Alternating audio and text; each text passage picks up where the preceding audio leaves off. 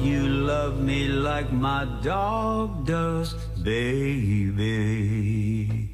Hawk Radio, Hillsborough Community College, Tampa.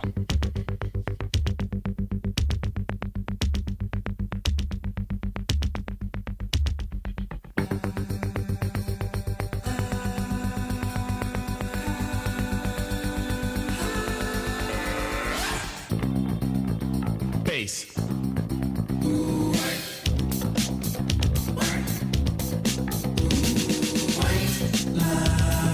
Vision, dreams of passion, and all the while I think of you. A very strange reaction. The more I see, the more I do. Something like a phenomenon, baby. Telling your body to come along, but white lines blow away. Blow, rock it, blow. Ticket to ride, white line highway. Tell all your friends they can go my way. Pay your toll, sell your soul. Pound for pound, costs more than gold. The longer you stay, the more you pay. My white line go a long way, either up your nose or through your vein. With nothing to gain except killing your brain.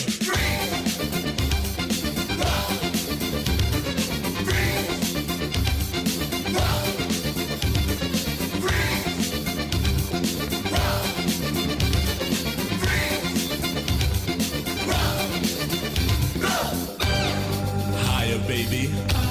Get higher, baby. Get higher, baby. And don't ever come down. Freebase. Rang dang ding dang dang. Rang dang ding dang dang. Rang dang ding dang dang dang dang dang dang. Pipeline. Pure as the driven snow. Connected to my mind. And now I'm having fun, baby. It's getting kinda low. Cause it makes you feel so nice. I need some one-on-one, baby. Don't let it blow your mind away, baby. You go till you live to highway. Cause white lines blow away. Blow. A million magic crystals, painted pure and white. A multi-million dollars, almost overnight. Twice as sweet as sugar, twice as bitter as salt. And if you get hooked, baby, it's nobody else's fault, so don't do it. Free. Rock. Free. Rock. Free. Rock. Free. Rock. Rock. Higher, baby. Get higher, baby. Get higher, baby. And don't ever come down. Freebase. Don't you get too high. Don't you get too high, baby. Turn you on. You really turn me on and on. Cause you gotta come down. My temperature is rising. When the thrill is gone. No, I don't want you to go. A street kid gets arrested. Gonna do some time. He got out 3 years from now just to commit more crime. A businessman is caught with 24 kilos. He's out on bail and out of jail, and that's the way it goes. Cane, sugar, cane. Athletes rejected, governors corrected. Gangsters, thugs, and smugglers are thoroughly respected. The money gets divided, the women get excited. Now I'm broke and it's no joke. It's hard as hell to fight it. Don't buy it. Freeze. Rock. Freeze. Rock. Freeze. Rock. Freeze. Rock. Freeze. Rock.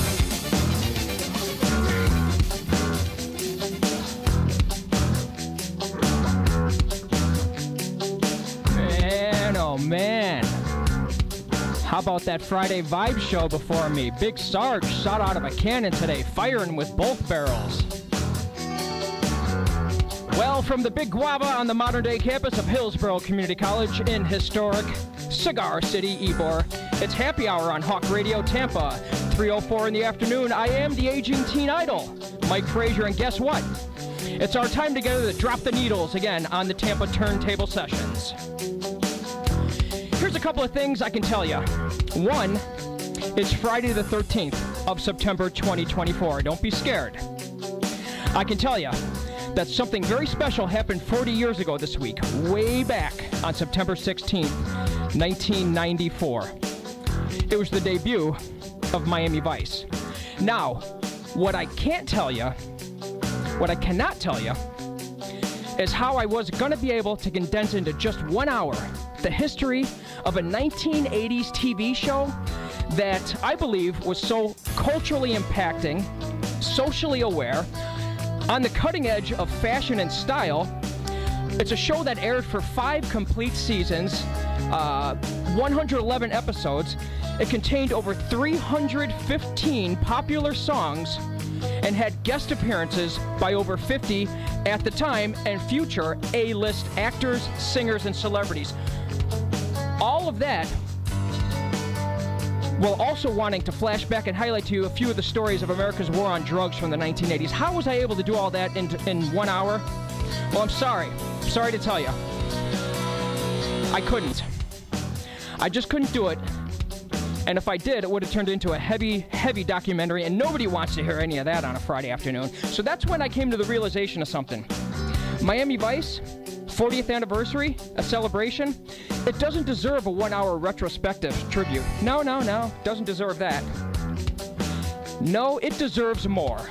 So, this is Hawk Radio, and welcome to the history of Miami Vice, Part 1. Part 1, right now on the Tampa Turntable Sessions. It's been about 3 years now since Time magazine in its cover story referred to us as Paradise Lost. Things we think have gotten better, but suddenly comes a television series premiering this fall called Miami Vice. Meet the 2 newest undercover cops in the Metro-Dade Police Department. Sonny Crockett's the guy on the left. Ricardo Tubbs is standing next to him. Actors Don Johnson, who plays Sonny, and Philip Michael Thomas, who plays Tubbs, on Miami Vice. It's a new show being filmed entirely in Miami. Unlike all its predecessors, this show uses South Florida locations in music video sequences and is broadcast in stereo. Critics are hailing it as one of the most realistic and gritty police dramas ever. They've taken great pains to do their homework. We've had them out on the range, on the firearms range. We've taught them how to fire the weapons, how to hold the weapons, how to make building entries and building searches, because they were interested in portraying it as realistically as possible. Prisoner of your love, entangled in your web, hot whispers in the night. I'm captured by your spell. Captured. Oh yes, I'm touched by this show of emotion. Should I be fractured by your lack of devotion? Should I? Should I? Oh, you better be good to me. That's how it's gotta be now. 'Cause I don't have no use for what you lose for calling true. And you better be good to me. Yeah, better be good.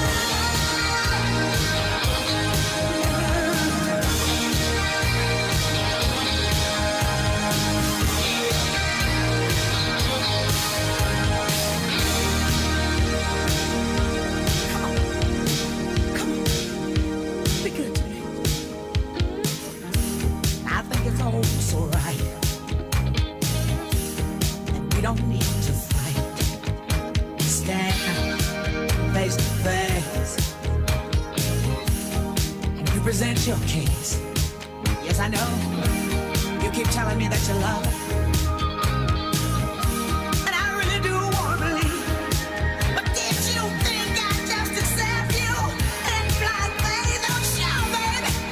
Anything to please you, but you better be good to me. That's how it's gotta be now. 'Cause I don't have the time for your overloaded lies, and you better be good to me.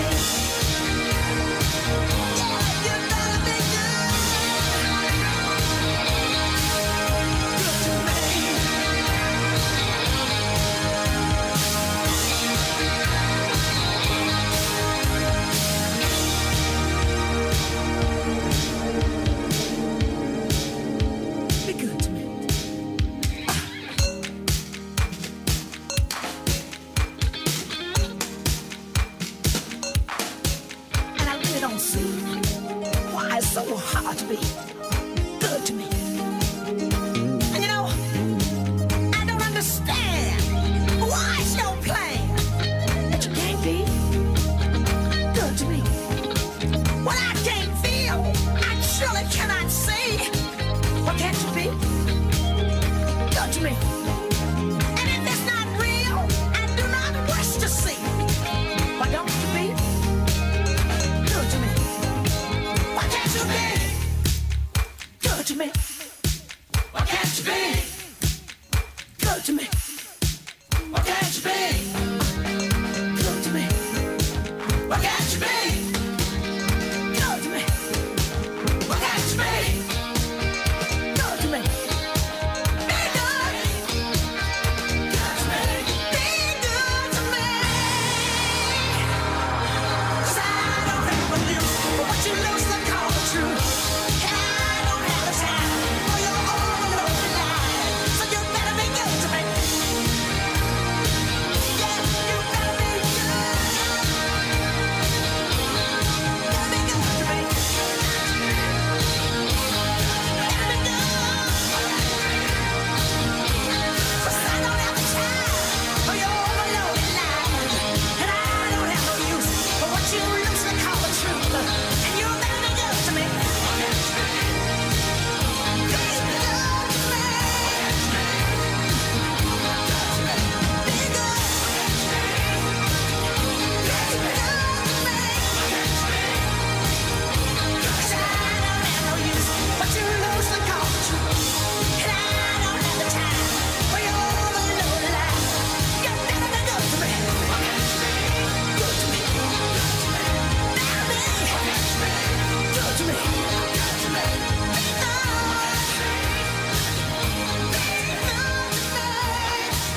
Hawk Radio with the Tampa Turntable Sessions. I'm the aging teen idol Mike Frazier. 3:12 this afternoon.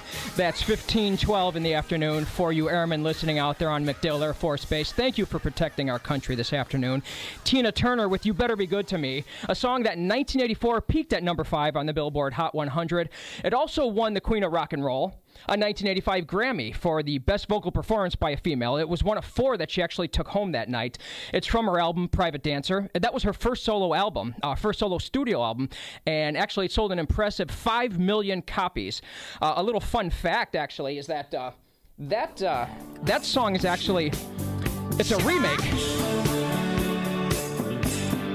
It's a remake of a 1981 original by the New York City band Spider. Spider member Holly Knight is also credited as a co-writer on Pat Benatar's Love is a Battlefield, Hearts Never, Rod Stewart's Love Touch. 'Cause I don't have no use for what you loosely call the truth. Oh, you better be good to me. Yeah, you better be good. Tina's version, that appeared in the Miami Vice episode, Season 1, called Give a Little, Take a Little. Again, I'm Mike Frazier, the aging teen idol Mike Frazier, here on HCC's Hawk Radio, and I'm your tour guide this afternoon on the Tampa Turntable Sessions. We're recognizing the 40th anniversary of the premiere of Miami Vice, and we're celebrating its history today.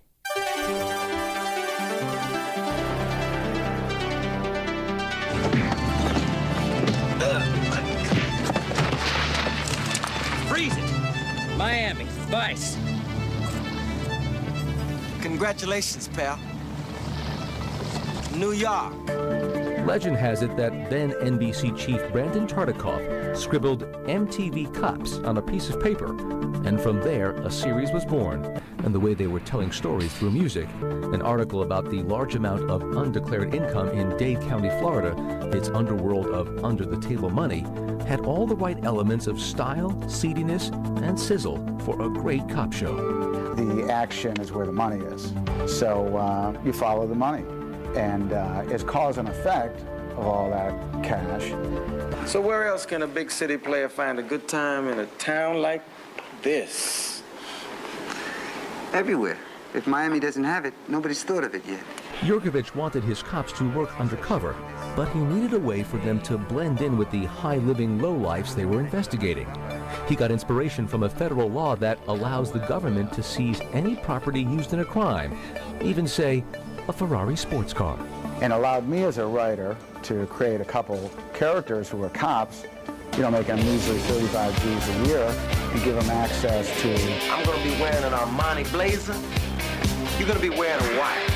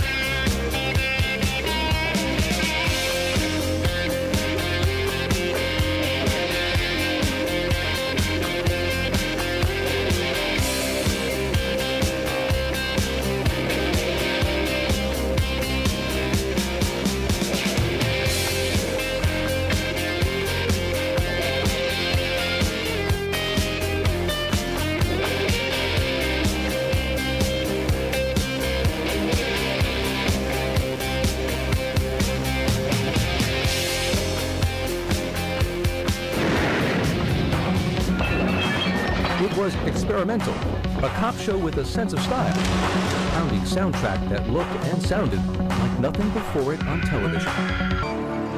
It made stars out of unknown actors, the city of Miami, pale-hued clothes, and synthesized music. And show creator Anthony Yurkovich said that was the goal of Miami Vice. But then the challenge arises, if so many have been done, how do you make it different? How do you get the audience's attention? How do you hit them with a big 2x4 so they sit up and take notice? Not just with high-end cars and clothes, but with high-end production values too.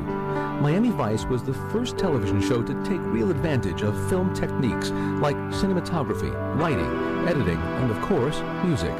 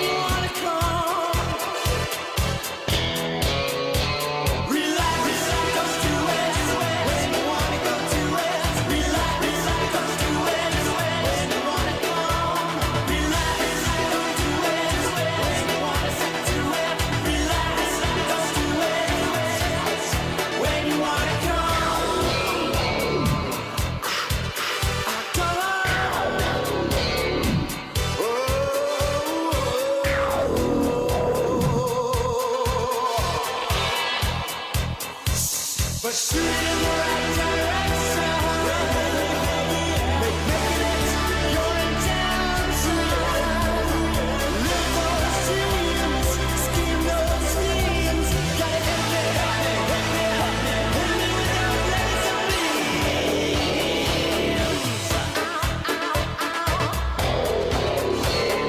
Laser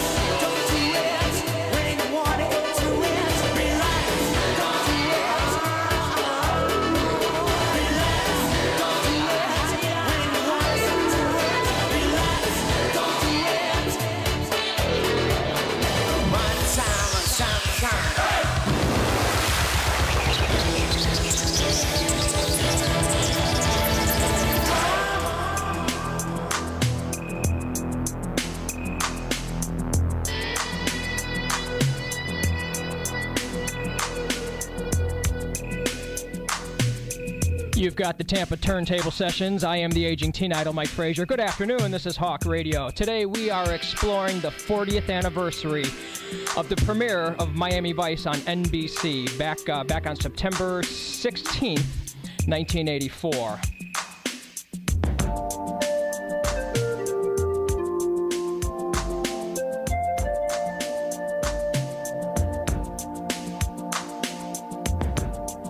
Last song you just heard was from 1983. That was Relaxed by Frankie Goes to Hollywood. It's from their 1984 album, actually, called Welcome to the Pleasure Dome. A couple of statistics about that song. Some minor notes here. It was their debut single. The song not only featured lyrics that are arguably controversial, but mostly they're more misunderstood. However, Frankie Goes to Hollywood, during its initial campaign for the song, its record label ZZT Records, ZZT, no relation to ZZ Top, ZZT Records. That also became a very contentious issue in the United Kingdom. The reason why is because they took out half-page ads that featured members William Johnson, wearing a sailor cap, and a leather vest, and his bandmate Paul Rutherford wearing rubber gloves. And it had a caption, and it was captioned with the phrase, "All nice boys love seamen." Relax was banned by the BBC for its suggestive lyrics. No surprise there. The controversy, though, did help spawn if you guys remember, if anyone was around back then like I was, the global craze of the white T-shirt with big black block lettering that said "Relax," or it said "Frankie says relax" on the front of the shirts. Before that, speaking of ZZT, it was ZZ Top with 1983's "Sharp Dressed Man." It's from their album Eliminator. It's also from the Miami Vice episode, Season 2, Episode 2, Whatever Works. That was one of several episodes that was headlined by Edward James Olmos as Emmy Award-winning character Lieutenant Martin Castillo. This is the time of the show where I do want to say thank you to those who have let me know that they're listening, including Sarah up in Chicago, John in Lehigh Acres, Daryl in Fort Myers, and how about this? The contracting squadron over at MacDill Air Force Base. And who else? Who else is listening? Oh, me, here in the studio. I am the aging teen idol. This is the Tampa Turntable Sessions. Couple of in-show facts about Miami Vice that, when I was researching it, that I found absolutely astonishing. Miami Vice had a production budget that averaged $1.3 million per episode. That's $1.3 million in 1980s money. So, when you adjust it for today, that'd be a little over $3.9 million per episode. And then when you factor in 22 episodes, for one TV show, that's $86 million just for a single season. One of the things I was reading, in fact, that one of the episodes, it was so expensive to make that the cost of the production budget ran over so much, it actually exceeded the City of Miami Police Department's Vice unit budget. So they spent more money. NBC, Miami Vice, and the producers spent more money on one episode of Miami Vice than what the entire annual budget for the City of Miami's Police Department Vice unit was. A couple of other things about 1984, cost of living adjustments. Your average home in 1984 was $79,900. Boy, oh boy, here's one that blew my mind. Monthly apartment rent. Average $350. Now, you could still get an apartment these days for $350, but you're probably sharing it with a lot of vermin and rodents and rats, but enough about your fellow tenants. A loaf of bread was 66 cents. A gallon of milk came in at a whopping $1.89. And for $1, if you wanted, you could have bought and eaten a whole dozen eggs. Or for $1, you could have done like what I used to do, which was buy that whole dozen eggs and then turn around and chuck them all at your neighbor's windows. Fuel and transportation, you'd spend about $1.10 on a gallon of gas, and that would be whether it be regular or unleaded. They still gave you the option back then. New car prices hovered around $8,000. They hovered right around $9,000. And how about wages and employment? If we're talking about average home costs and monthly rent, all of that stuff, it all comes back to how much were you making? Well, the average annual salary in America back in 1984 was $15,250, whereas minimum wage was $3.35. So, yeah. Hold on, wait a minute. I'm just reading that again. $3.35. What the hell? I think I need to go talk to our HR department because I'm still getting paid that today. Something's not right there. Movie tickets, $2.50. Your average cable TV bill where you could watch Miami Vice on, in reruns, that is, since I was free on NBC, $15. And the cost of dining out per person was $8. Again, this is the Tampa Turntable Sessions. We are celebrating the history of Miami Vice as we... we're exploring the history of Miami Vice as we celebrate the 40th anniversary of its premiere on NBC 40 years ago.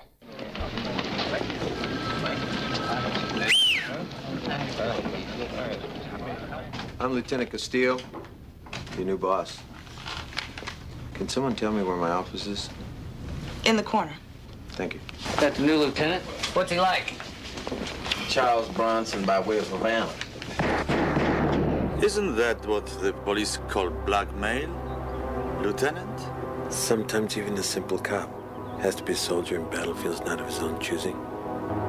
You are a very dedicated soldier. In broad daylight on Dade County's crowded Palmetto Expressway, a suspected drug dealer has just been shot by machine gun-wielding assassins. The victim's car careened across the highway, causing several accidents. This looks like one of those scenes you might see in Vietnam somewhere, you know. The victim was Cuban. Police believe the assassins are Cubans working for a Bolivian drug dealer. Authorities say we can expect to see more of this now as other nationalities begin to chase after the billions of drug dollars fueling the brutal Colombian drug war. In other words, the violence is spreading. I think what you're going to see in the next 5 years or more is you're going to see South Florida not only the base for drug distribution and cocaine distribution for the Colombians, you're going to see it for every South American country who has the capability of either manufacturing cocaine or the cocoa paste.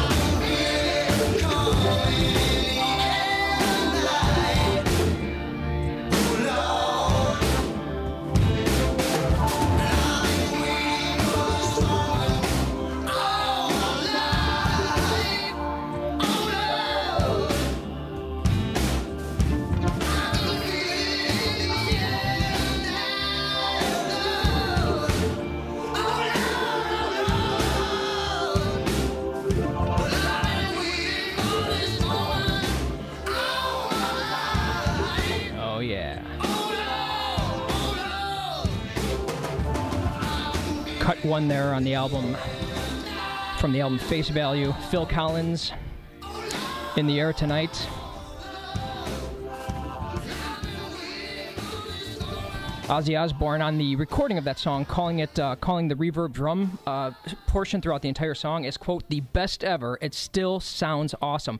That song, that's 45. It's certified gold for selling 500,000 copies. The song was actually released in 1981 as a single and then appeared on Phil Collins' album Face Value in 1984, again as the first cut on side A of the album. And regardless of what you may have heard about all the urban legends and the rumors about Collins witnessing a rapist and letting him drown, etc., none of that is true. None of it's true at all.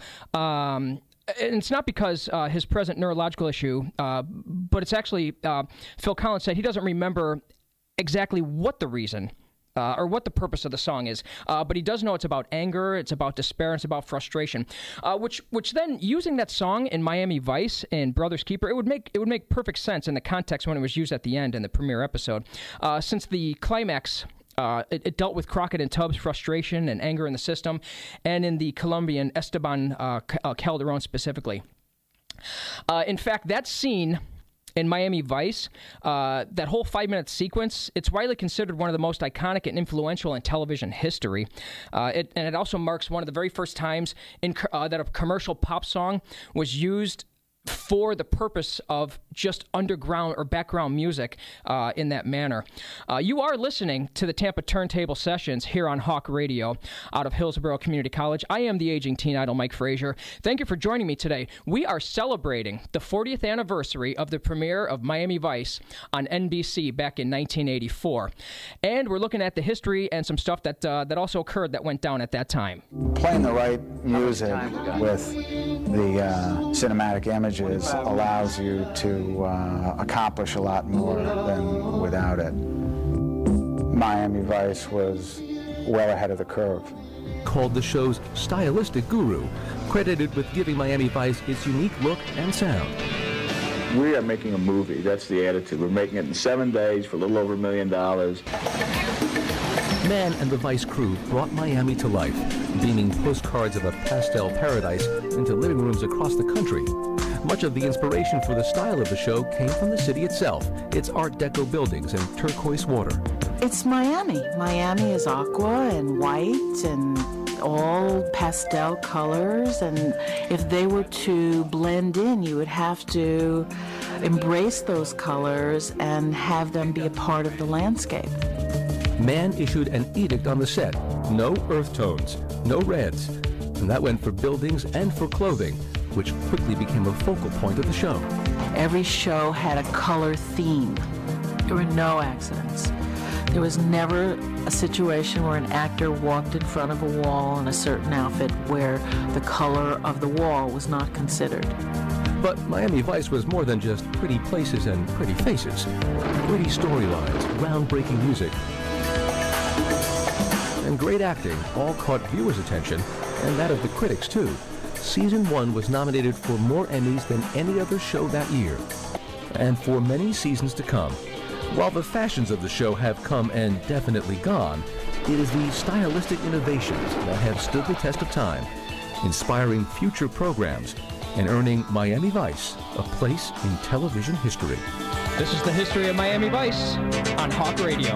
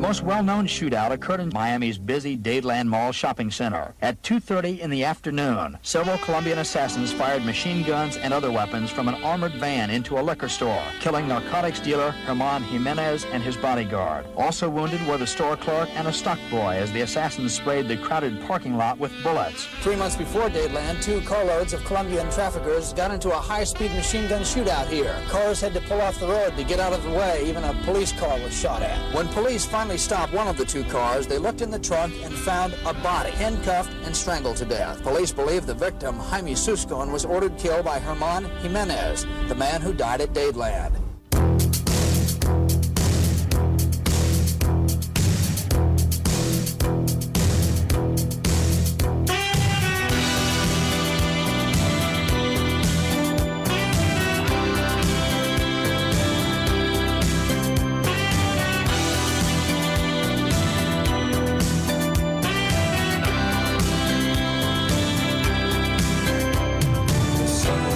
Down, the night rolls in.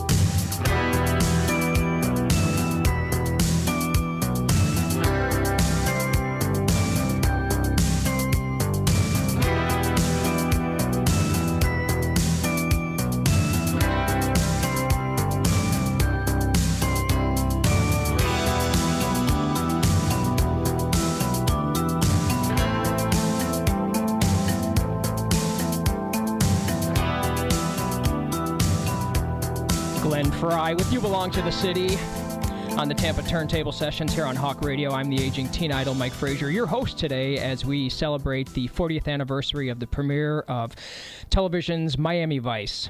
We're also looking back at the history of some of the events that, real-life events that were actually occurring in and around Miami around that time. A little bit about that song.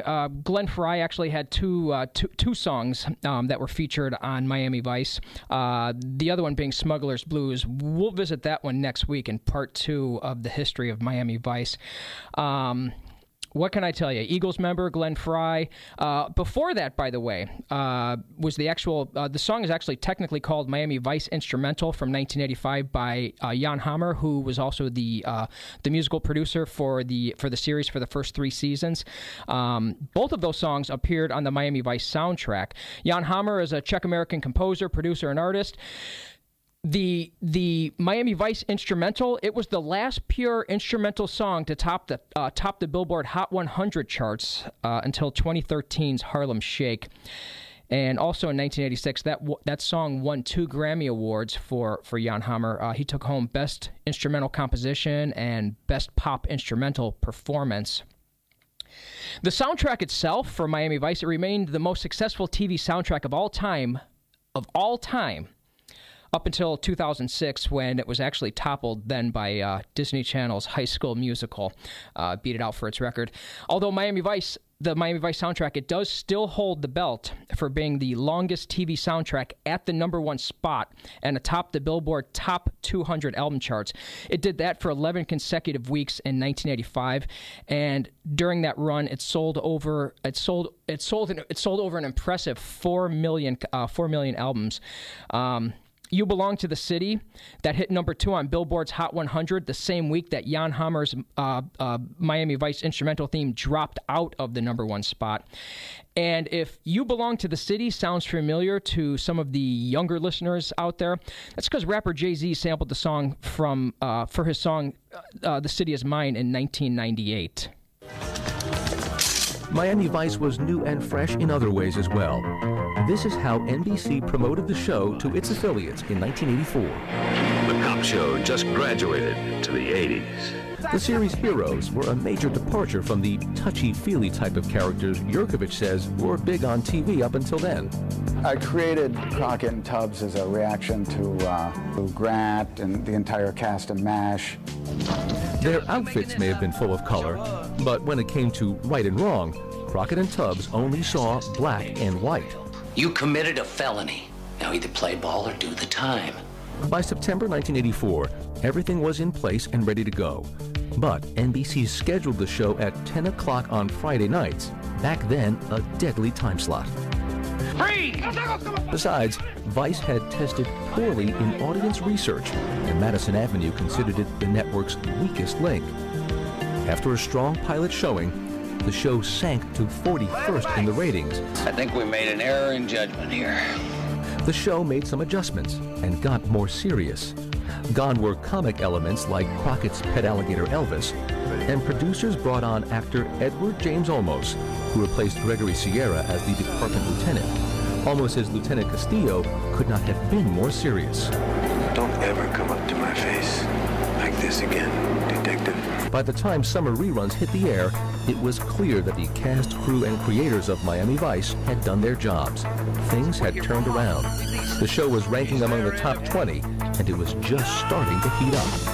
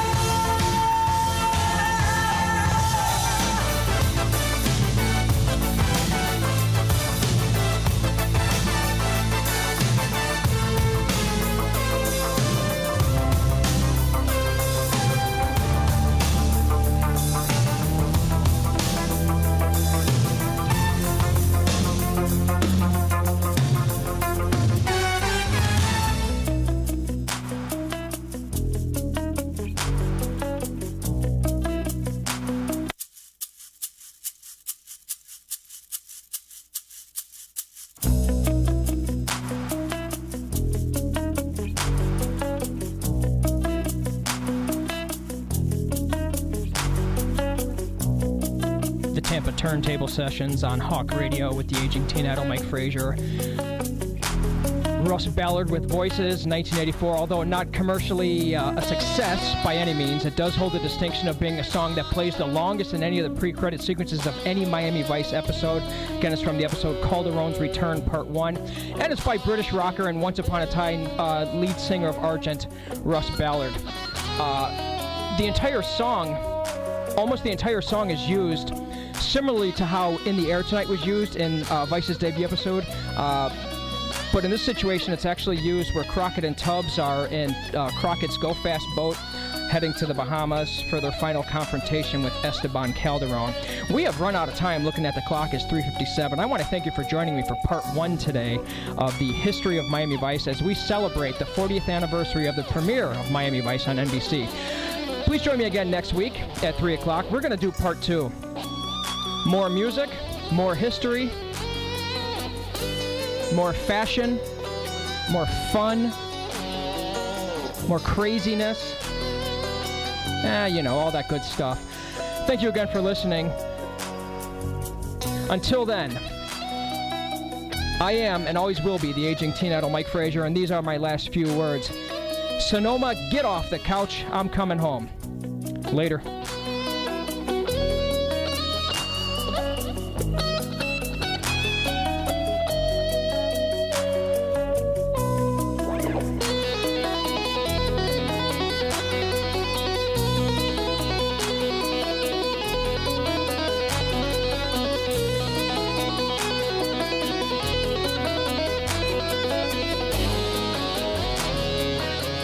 You're listening to Hawk Radio, Hillsborough Community College, Tampa.